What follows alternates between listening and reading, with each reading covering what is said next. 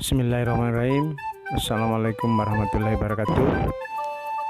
Kembali bersama saya Bahtiar SPD MPD, guru SMA Negeri 1 Kendari.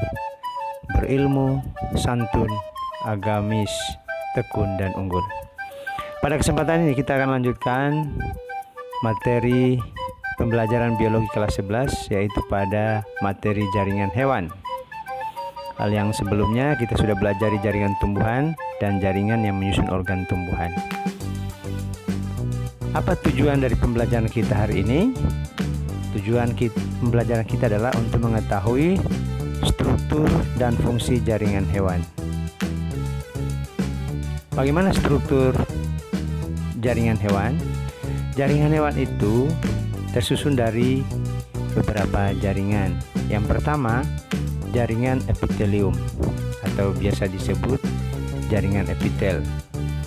Jaringan epitelium adalah jaringan pembatas dan pelapis yang menyelubungi atau melapisi permukaan organ, rongga, dan saluran baik di luar maupun di dalam tubuh. Jaringan epitelium yang melapisi lapisan luar tubuh disebut epidermis. Kalau pada tumbuhan ada juga disebut epidermis. Jaringan epitelium yang membatasi organ dalam disebut endotelium. Jaringan epitelium yang membatasi rongga disebut mesotelium. Jadi ada tiga istilah ini. Ada jaringan epitelium yang melapisi bagian luar, kemudian membatasi organ dalam, kemudian ada jaringan yang membatasi rongga. Ada epidermis, endotelium, dan mesotelium. Ciri jaringan epitelium: 1. Tersusun rapat sehingga hampir tidak ada ruang antar sel. 2. Tidak mengandung pembuluh darah. Sel epitelium dapat mendapat makanan dari kapiler darah yang terdapat pada jaringan ikat.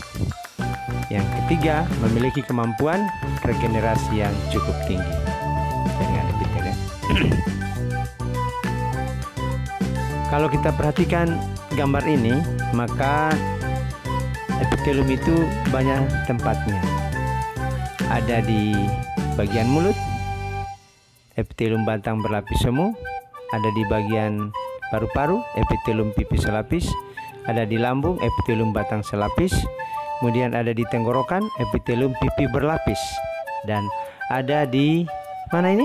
Ginjal, epitelium kubus selapis. Dan ada di bagian organ vital, itu epitelium transisional. Epitelium selapis. Epitelium selapis itu dibagi atas beberapa. 1. Epitelium pipi selapis, terdiri atas selapis sel berbentuk pipi. Tipe ini tipis dan bersifat permeabel. Apa peranannya epitelium pipi selapis? Peranannya adalah dalam proses difusi oksigen maupun CO2 serta filtrasi darah pada proses pembentukan urin. Epitelium yang kedua, epitelium kubus selapis, terdiri atas selapis sel berbentuk kubus, berperan dalam sekresi dan absorpsi. Sekresi itu bahan-bahan yang sudah dikeluarkan tapi masih bisa dimanfaatkan oleh tubuh. Kemudian kalau absorpsi itu berperan dalam penyerapan. Kemudian ada epitelium batang selapis, melapisi saluran pencernaan mulai dari lambung sampai anus serta pada kelenjar dan diselingi oleh sel goblet. Ada yang memiliki silia, misalnya yang terdapat pada lapisan sebelah dalam saluran rahim. Itu epitelium batang selapis. Ada juga yang keempat, epitelium batang berlapis semu. Ini melekat pada membran dasar, misalnya pada bagian dalam saluran pernapasan. Berfungsi mengeluarkan debu yang terperangkap pada lendir dari paru-paru. Yang kedua, tadi yang pertama tadi adalah jaringan epitelium. Terus klasifikasinya jaringan epitelium itu ada epitelium selapis. Yang B-nya sekarang kita masuk ke B-nya, epitelium berlapis. Tadi selapis, sekarang epitelium berlapis. Epitelium pipi berlapis. ada epitelium pipi berlapis. Epitelium pipi berlapis terdiri dari banyak lapisan sel dan sel di permukaannya berbentuk pipi, membentuk epidermis kulit, bagian dalam mulut, esofagus, dan vagina. Ini tempatnya epitelium pipi berlapis. Ada epitelium kubus dan batang berlapis. Ini terdapat pada kelenjar susu, kelenjar ludah, pangkal esofagus, dan berperan dalam sekresi. Dan yang ketiga, ada epitelium transisional, terdapat pada organ urinaria, misalnya ureter dan bagian dalam dari ginjal. Yang keempat, ada epitelium kelenjar. Pada kelenjar endokrin, sel epitelium yang menghubungkan antara kelenjar dan permukaan epitelium menghilang. Contohnya adalah kelenjar tiroid. Hasil sekresi kelenjar eksokrin langsung menuju permukaan epitelium. Kemudian kelenjar eksokrin multiseluler memiliki saluran untuk menyalurkan hasil sekresi ke permukaan epitelium. Berdasarkan bentuk dan strukturnya, kelenjar eksokrin dapat diklasifikasi sebagai berikut. Ada tubular, tubular bergulung, tubular bercabang, kemudian alveolar, alveolar bercabang, tubular alveolar. Kita tidak terlalu bahas. Sekarang kita masuk pada jaringan yang kedua. Tadi jaringan epitel, sekarang kita masuk pada jaringan yang kedua, itu jaringan ikat.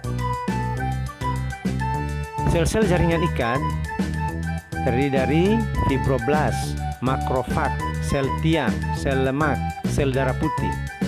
Itu adalah sel-sel yang menyusun jaringan ikat. Fibroblast untuk mensekresi protein, makrofag berbentuk tidak teratur dan khusus terdapat di dekat pembuluh darah. Sementara sel tiang menghasilkan substansi heparin dan histamin. Sedangkan sel lemak adalah sel yang berspesialisasi untuk menyimpan lemak. Dan yang terakhir, sel darah putih melawan patogen. Jaringan ikat itu ada terdiri dari beberapa jaringan. Ada namanya jaringan ikat longgar. Ini memberi bentuk organ dalam, misalnya kelenjar limfa, menyokong, mengelilingi, dan menghubungkan elemen dari seluruh jaringan lain, menyelubungi serabut otot, melekatkan jaringan di bawah kulit, membentuk membran yang batas jantung dan rongga perut, dan membentuk membran disebut dengan mesentris. Kemudian ada jaringan ikat padat. Jaringan ikat padat itu terdiri dari dua jenis jaringan padat. Jaringan ikat padat tak teratur dan jaringan padat teratur. Jaringan ikat padat tidak teratur mempunyai pola yang tidak teratur, terdapat pada bagian dermis kulit dan pembungkus tulang. Sedangkan jaringan ikat padat teratur mempunyai pola yang teratur, terdapat pada tendon yang menghubungkan otot dengan tulang. Yang ketiga, jaringan tulang rawan atau yang disebut dengan kartilago. Tulang rawan itu ada 3 jenis, yaitu tulang rawan hialin, tulang rawan elastik, dan tulang rawan fibrosa. Kalau hialin, matriksnya memiliki serat kolagen yang tersebar dalam bentuk anyaman halus dan rapat. Sedangkan rawan elastik, serat kolagen tulang rawan elastik tidak tersebar dan nyata seperti pada tulang rawan hialin. Sedangkan rawan fibrosa, lakunanya bulat telur dan berisi sel-sel kondrosit, menyusun tulang rawannya kondrosit. Sekarang kita masuk ke tulang, jaringan tulang. Tulang itu atau bahasa Latin disebut dengan osteon. Ini gambar tulang. Ada lakuna yang mengandung osteosit. Osteosit itu adalah bahan dasar pembentuk tulang. Kemudian jaringan otot. Jaringan otot. Serat otot mengandung filamen aktin dan miosin.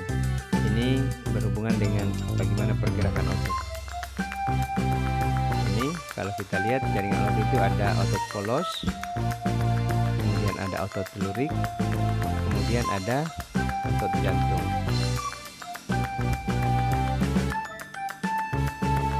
Otot polos terdiri atas sel-sel berbentuk seperti gelendong panjang antara 30 sampai 200 mm. Memiliki satu inti yang terletak di bagian tengah sel. Cara kerjanya involunteer, tidak di bawah pengaruh kesadaran.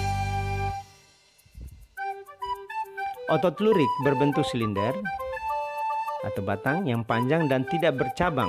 Panjang sel bervariasi antara 3-4 cm. Memiliki banyak inti sel yang terletak di bagian tepi sel. Tadi nanti diperhatikan gambarnya ulang. Kontraksi otot lurik cepat dan kuat serta dapat menimbulkan kelelahan. Kontraksi otot lurik di bawah kesadaran. Otot jantung. Struktur otot jantung menyerupai otot lurik.